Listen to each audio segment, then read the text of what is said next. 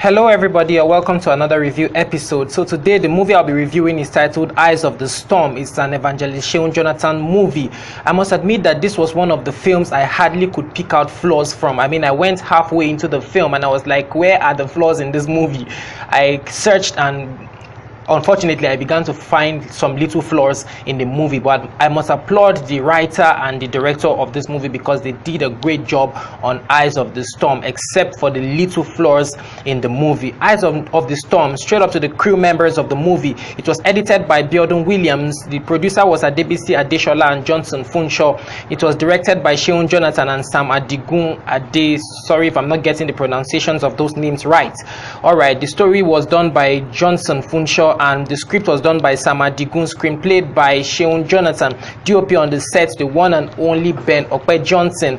Sound was done by Gideon Adeleke, and lighting was done by Nii Dada. Alright, straight up to the casting. Pastor Adebolu, played by Bamidele Matthew. Mrs. Adebolu, played by Adenike Fashikun Aderemi. Bishop Collins, played by Titilayo Lawal, and Bishop Gideon, played by Seun Jonathan. Alright, let's dive in straight into the storyline. It tells the story of a particular pastor, a particular man of God in quotes, played by Isaac Femi Akintunde's character, who was jealous and envious of other people's anointing, that he went on nailing people, he went on setting people up, and not until he landed a pastor in prison, landed Matthew Bamidele's character in prison because of his enviousness, because he set him up by putting a ritual, a human head in the back of his vehicle, and then he landed the genuine pastor, who was played by Matthew Bamidele, in prison. On the other hand, Matthew Bamidele and Aderemi Fashikun were used by God, and they were used by God in so many programs and crusades within and outside the country, and this made Isaac Femi Akintunde's character envious of their works as children of God, and he had to set them up, and then they landed in prison. At last, you know, the truth will always come out. He used Evangelist Seun Jonathan's character, Pastor Gideon, to set Matthew Bamidele's character up in the film. At last the truth came out, and then Isaac Femi Akintunde's character was arrested for all those. He was a covetous and was an envious, a jealous pastor. At the end of the day, he landed in prison. Alright, this is all I'm able to gather for the storyline. If you want to watch it, I advise you all to go check it out. It's uploaded on Evangelist Seun Jonathan's YouTube channel. Go check it out and then let me know your thoughts in the comment section. Shut up to the things that were good, the good and the bad of this film. It's good acting. We have good acting.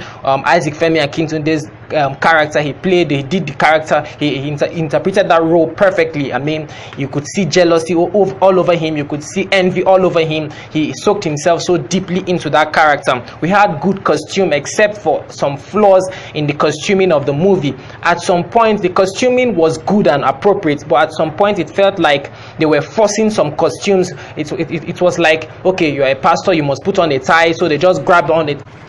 Yes, it felt like you're a pastor, okay, you must put on a tie, and then they just grab a tie from nowhere and then just mix it with a suit that doesn't even match the color, and then the colors end up rioting. I mean, the costume was appropriate but not well selected to match with each other. That I faulted about the film. Alright, the sound was good, I heard everything. The editing was good as well, and the camera works was okay as well. The shots were appropriately taken, and it was well edited. The right shots were placed in the right places. Alright, ladies and gentlemen, this is all I'm able to gather for the good in this movie. Alright, straight up moving on to the bad in the movie. It felt like all scenes were shot in the night.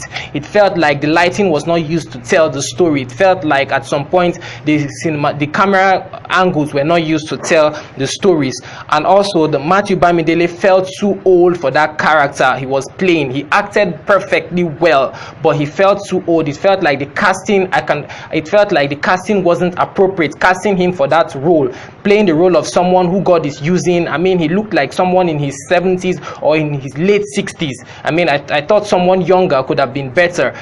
He looked like someone who had just finished his ministry, who should be finishing or rounding up his ministry. He was playing the son in the Lord to someone else, but he was looking too old to still be starting his ministry, or do I say to still be involved in heavy ministerial assignments at that age. I don't don't feel he was good enough to be casted for that role. Also, it felt like some costumes were being repeated many times. It felt like that. I didn't really like that. I felt different costumes should have been used at different intervals. Also, the set designer forgot some pictures of the real owners of the house in the set. I felt the set designer did not pay attention to details, and the director as well. Also, Pastor Gideon's costume, all right, that isn't a flaw. Sorry about that. Also, they didn't use the real prison. I mean, when Sam Adigun's character and Matthew Bamidele were locked up in the prison, that place was not looking like a prison. It was looking like a balcony or a veranda of a house. It didn't really look like a real